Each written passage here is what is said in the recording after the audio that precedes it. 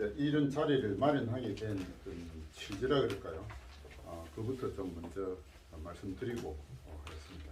어제 이제 윤석열 후보가 이제 국민의힘 단일 후보로 되고 내년 3월 달에 이제 어쨌든 기필코 정권 교체를 해야 되겠다 이런 데 대해서는 아마 다들 뜻을 함께 하려고 생각합니다.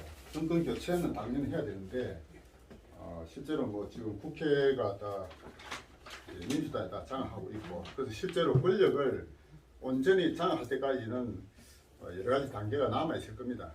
그래서 제가 기본적으로 우리 시민단체가 어떤 역할을 해야 될지에 대한 방향에 대해서 좀 말씀을 드리고자 하는데요. 어떤 권력을 장악하는 단계는 저는 이제 이 세 단계가 필요하다고 보거든요. 첫 번째가 학습의 단계, 두 번째가 조직의 단계, 세 번째가 이제 권력 장악의 단계 이렇게 세 가지 단계로 나누는데 학습의 단계가 흔히 이제 우리가 손자가 얘기한 지피지기의 단계다 이렇게 봅니다. 지피지기면 백전불태다 이게 손자 병법에서 얘기하는 건데 지피지기라는 게 지라는 게 바로 저는 학습이라고 봅니다. 근데 좌파는 이 절차를 세 단계를 다 밟았어요. 그래서 좌파들은 자본주의 체제를 무너뜨리기 위한 어떤 이론부터 먼저 학습을 한 겁니다. 마르크스가 제시한 어떤 이론, 레닌이 제시했던 어떤 이론. 그래서 이론적 학습을 저도 뭐 학교 다닐 때 일종의 그 운동권 비슷한 데 가가지고 저도 학습을 했어요.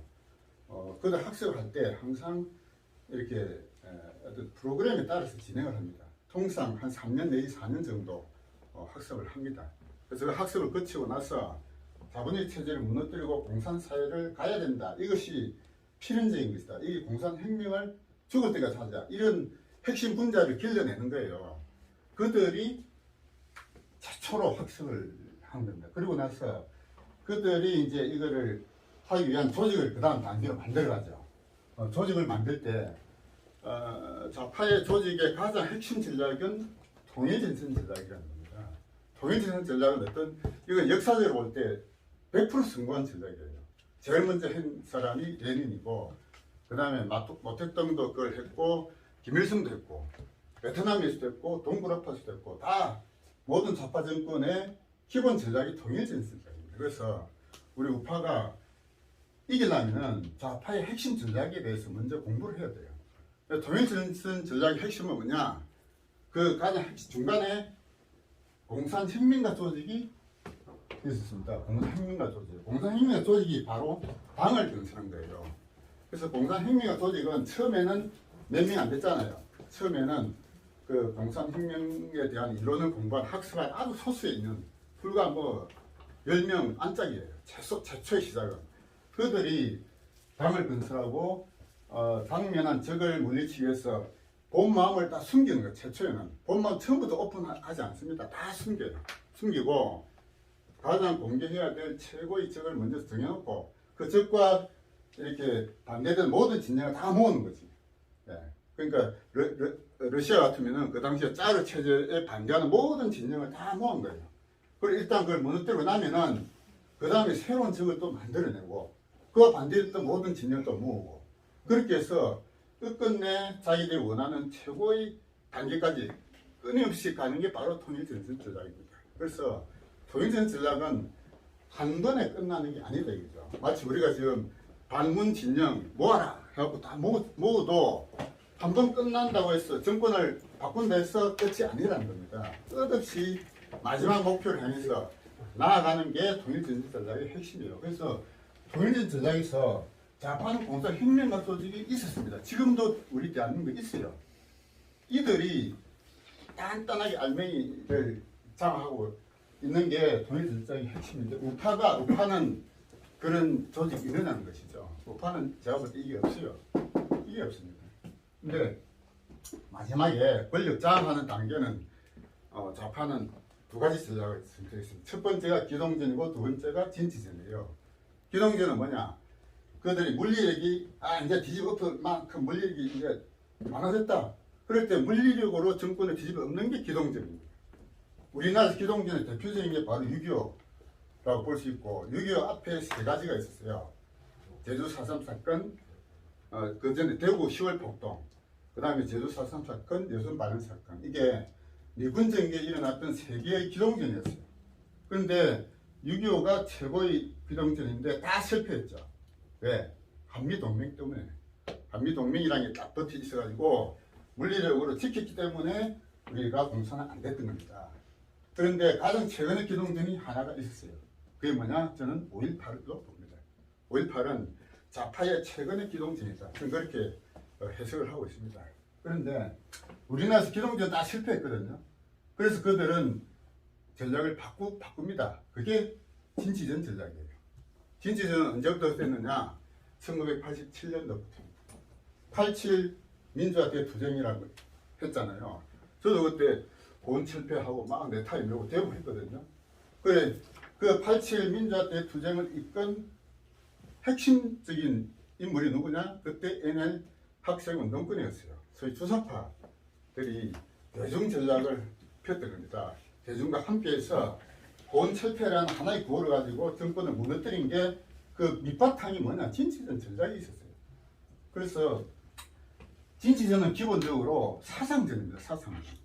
사상전을 펴가지고 대중을 자기들이 가치에 공감하도록 만드는 게 진치전의 핵심이에요. 그걸 한마디로 헤게모니라고 합니다. 헤게모니.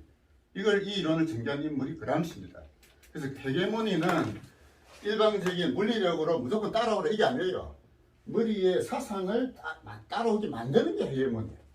그래서 자기들에게 동의하게 만드는 거죠. 공산주의 좌파의 가치관을 따르도록 동의하게 만들고 그들을 지배하는 것. 동의와 지배 두 가지가 합친 게 바로 헤게모니 전략이라고 할 수 있어요. 그래서 좌파는 그런 진치를 많이 만들었습니다. 대표적인 게 정교조입니다. 정교조는 애들 어린아이 때부터 머리에 좌파적 가치관을 심어주는. 그래서 우리나라의 대한민국 건국이 잘못됐다. 정통성은 북한에 있다. 이렇게 가르쳐 왔다니까 정교조가. 그렇게 공부한 애들이 지금 30대, 40대입니다. 대부분. 이놈들은 안 바뀌어. 왜? 아무것도 모를 때 좌파적 가치관이 머릿속에 딱 들어가 있거든요. 정교조가 있고 민노총, 민변, 참여연대 이런 것들이 좌파의 튼튼한 진치가 쫙 구성되어 있어요. 근데 이 좌파의 사상전 할 수 있는 진치와 싸울 수 있는 우파의 진치가 있느냐? 없다 얘기죠. 우파의 진치가 없어요. 그래서 우파는 그동안 나름대로 이 문재인 정권 들어서서 참 이 정권이 이러면 안 된다. 바꾸자. 이대로 가면 우리 아이들 미래가 너무나 걱정된다. 이러고 나이 든 사람들이 얼마나 나섰습니까? 태극기 들고 정광 목사가 지도하는 광화문 광장에 수십만 수백만이 모여서 데모했잖아요. 근데도 지금 어떻습니까? 다 흩어졌어.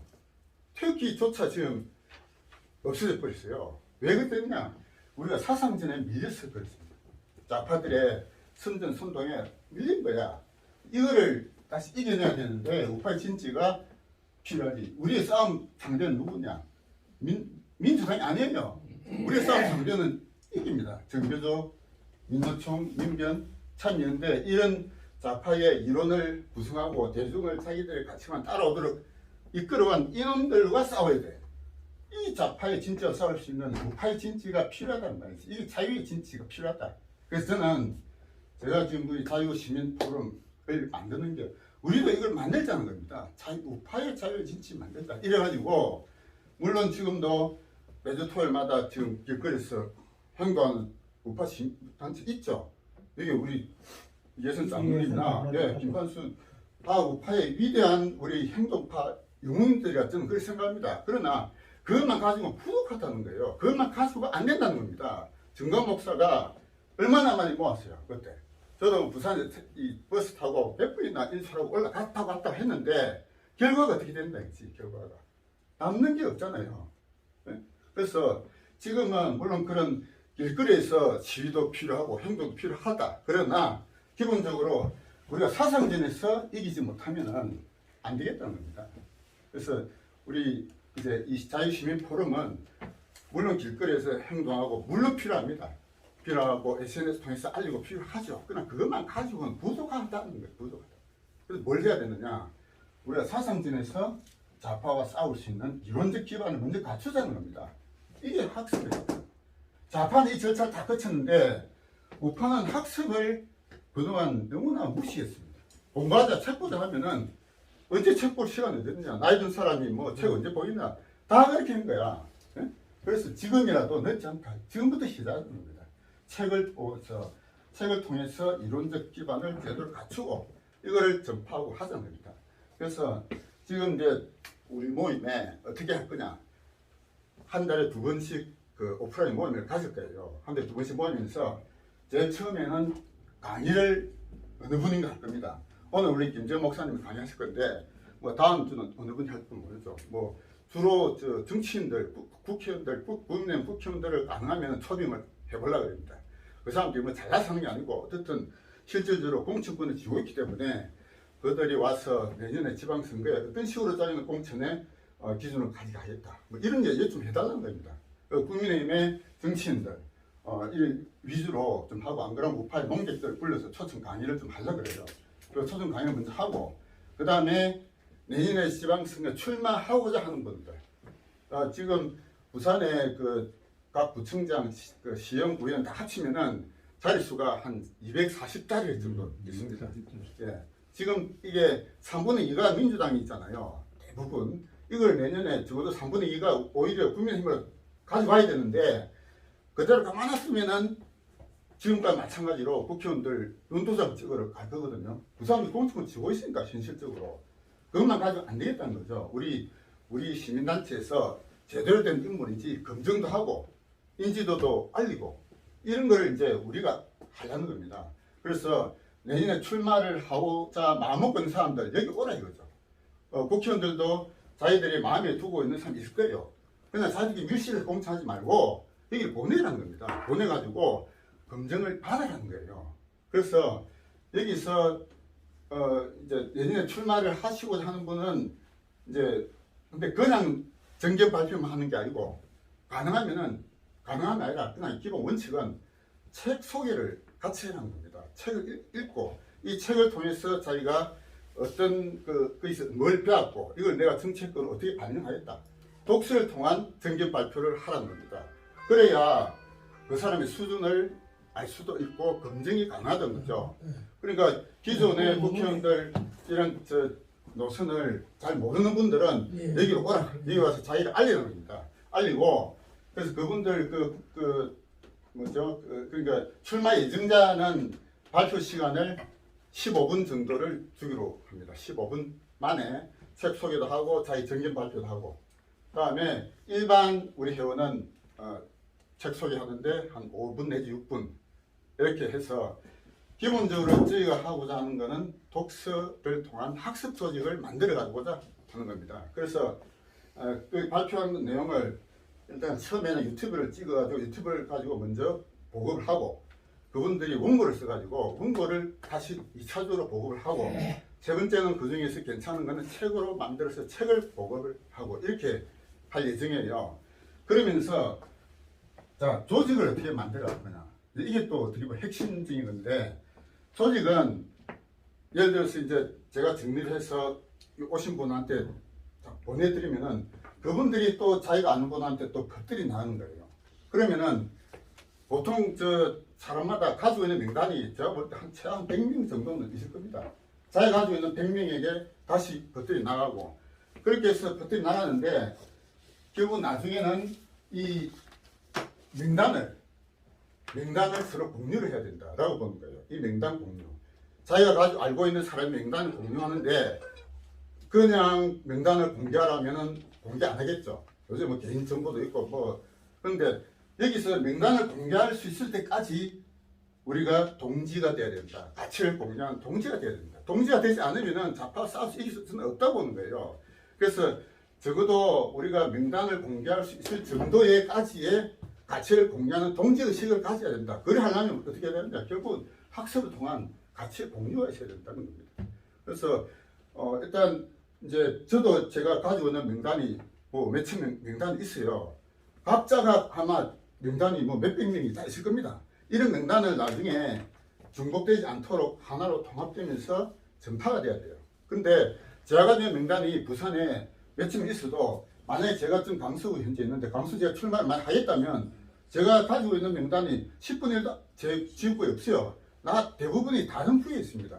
그래서 이 명단을 서로 공유를 하자는 겁니다. 공유를 할 때 언젠가는 근데 내가 저 사람한테 내 명단 공유하면 저 사람 내한테 공유를 해야지. 서로 상당히 신뢰가 있어야 공유가 되죠. 신뢰가 없으면 공유가 안 된다는 겁니다. 그래서 여기를 통해서 저 사람의 어떤 가치관, 앞으로 그 사람이 출마를 했을 때 어떤 기준을 가지고 공개 활동하는지에 대한 자기 포부도 밝히고, 그러면 저 사람이 그 정도의 가치가 있다. 그래서 지금은 우리 강도희 회장님께서 이제 가능하면은 부산의 당위위원장들, 국회의원들한테 여기에 강의를 해달라고 초청을 하실 겁니다. 그래서 그 사람들 와가지고 여기서 자기가 가지고 자기가 마음속에 그게 있을 거예요. 공천 주고 싶은 사람이 분명히 있을 거거든요. 저들끼리 밀리해서 그냥 두지 말고 일로 보내라는 겁니다. 여기 와서 어떤 책을 읽었는지, 수준이 어느 정도 되는지 자기를 노출시켜야, 그래서 괜찮은 사람을 우리가 공천하고 밀어주자는 그런 겁니다. 그래서 그렇게 지금 11월인데 여기서 이제 한 달 두 번 할 건데, 아마 내년 한 2, 3월까지 가면은 처음에는 일반 회원들 하겠지만 나중에는 출마할 사람들이 계속 자기를 발표하도록 이렇게 좀 만들어 볼 생각이에요. 그걸 통해서 내년에 지방선거에 우리 여기를 거쳐서 지방선거 나가는 사람이 적어도 100명 이상 만들면은 뭐 자릿수 총 240자리 되는데, 그분들이 다 우리의 어떤 동일한 가치를 가진 그 동지라고 인정이 되면은 부산의 정치권도 우리가 바꿔 나갈 수 있지 않느냐. 그리고 그렇게 해서 큰 사람들이 인지도가 키운 사람들을 저는 2024년도에 총선에 국회의원으로 키워나가야 된다라고 생각해요. 인물을 키워야 돼. 그래서 여기서 우리 이 모임을 통해서 그 사람의 수준도 알고 서로 간에 학습도 하고 동지의식을 키워가면은 저 정도 인물이면 우리가 국회의원을 충분히 내보낼 수 있다. 그래갖고 우리가 우리 회원이 계속 늘어나면은 저는 가능성이 있다고 봅니다. 이게 저는 시작이라고 보고, 어떤 그런 취지이니까 그런 취지로 이 모임을 시작하기로 했습니다.